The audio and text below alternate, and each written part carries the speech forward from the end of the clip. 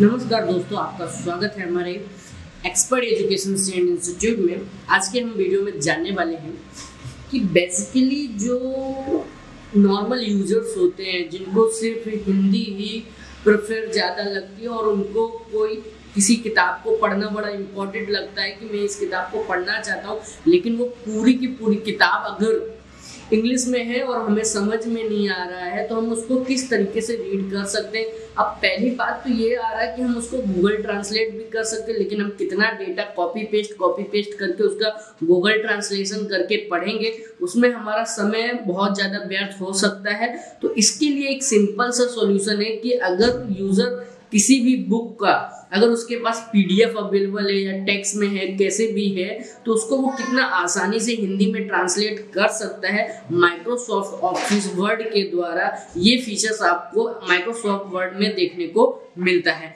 आइए सबसे पहले हम उसको करके देखते हैं कि किस तरीके से ये होता है।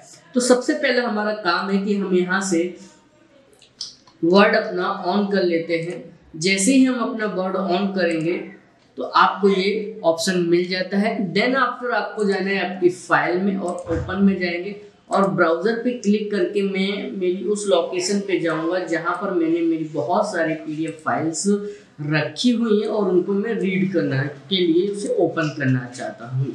तो ये रहा स्टडी फोल्डर मेरा और इसमें देखिए तो आप काफ़ी सारी फाइल्स पीडीएफ की आपको यहाँ पे देखने को मिल रही होंगी, या अगर आपके पास डॉक्यूमेंट्स फाइल भी है, जैसे ये डॉक्यूमेंट्स फाइल, अगर जैसे वेब डेवलपिंग का आपको शौक है तो मैंने सपोज वर्ड फाइल ही ओपन कर ली।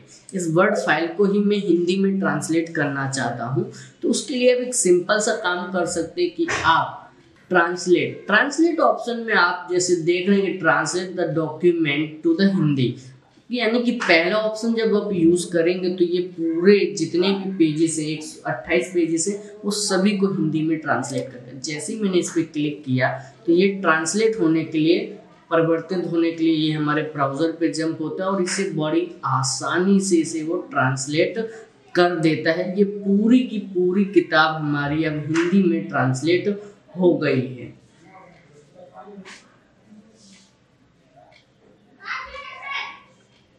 उसके बाद आप इसे कॉपी पेस्ट कर सकते हैं। एक बार में डेटा पूरा कॉपी लेके करने के बाद आप इसको वहाँ पर रीडायरेक्ट करवा सकते हैं। कीजिए, कॉपी कर लीजिए। कॉपी करने के बाद आके यहाँ पर आप चाहे तो एक नया फाइल बनाइए या इसके ऊपर ओवरराइट करवा लीजिए या इसी के ऊपर रख लीजिए, तो ये पूरी किताब आपकी हिंदी में ट्रांसलेट हो जाती है। सेम इस तरीके से अगर हम देखें तो अगर हमारे पास कोई पीडीएफ फाइल अवेलेबल होती है तो हम पीडीएफ फाइल को किस तरीके से बड़ी आसानी से ट्रांसलेट कर सकते हैं। तो अगेन मैं ओपन में गए, ब्राउज में आया और यहाँ से मैंने इस फाइल को सेलेक्ट करने के बाद ओपन किया और इसे ओपन करने के बाद ओपन आता है, इस पर क्लिक कीजिए। ये पूरी फाइल आपके यहाँ पे आ चुकी है।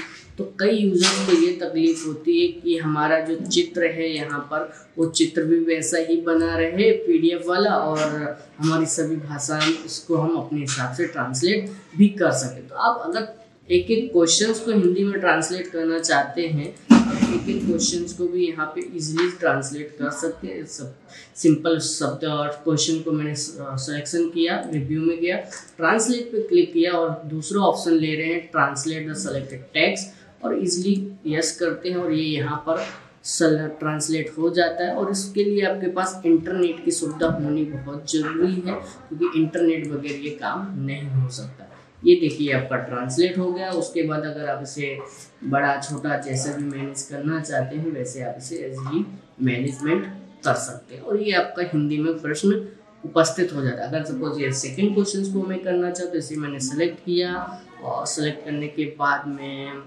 रिव्यू वाले ऑप्शन पे अगेन क्लिक करूँगा, यस करूँगा और वो सवाल यहाँ पर अगेन आएगा और इसको इंसर्ट कर दूँगा। तो ये भी हमारा आसानी से हमारा प्रश्न हिंदी में कन्वर्ट हो जा रहा है।